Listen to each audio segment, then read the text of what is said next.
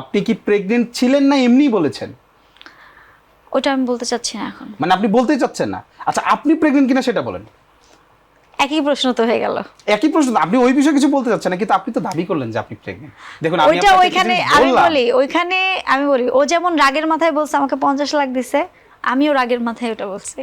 ওটা আমাদের দুজনের মধ্যেই সীমাবদ্ধ হয়ে শেষ হয়ে গেছে। মানে শেষ হয়ে গেছে, মানে আপনি এইটা বিষয়ে কিছু বলেন। তাহলে একটা মানুষ কি সামাজিক যোগাযোগ মাধ্যমে, এই যে আপনারা যারা ইনফ্লুয়েন্সার আছেন, আপনারা তো ইনফ্লুয়েন্স করেন মানুষকে, রাইট?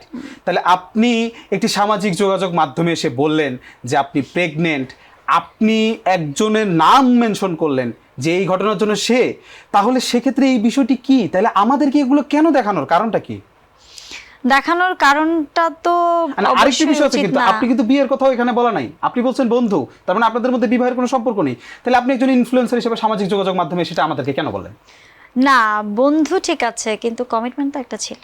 আচ্ছা, কমিটমেন্ট ছিল, কিন্তু আমার কথা হলো আমি একজন দর্শকের বিয়ের জায়গা একটা থেকে। কমিটমেন্ট না থাকলে তো নিশ্চয়ই এত কিছু হতো না। আচ্ছা, তার মানে বিয়ে হয়েছে আপনাদের? বিয়ের একটা কমিটমেন্ট ছিল। Commitment।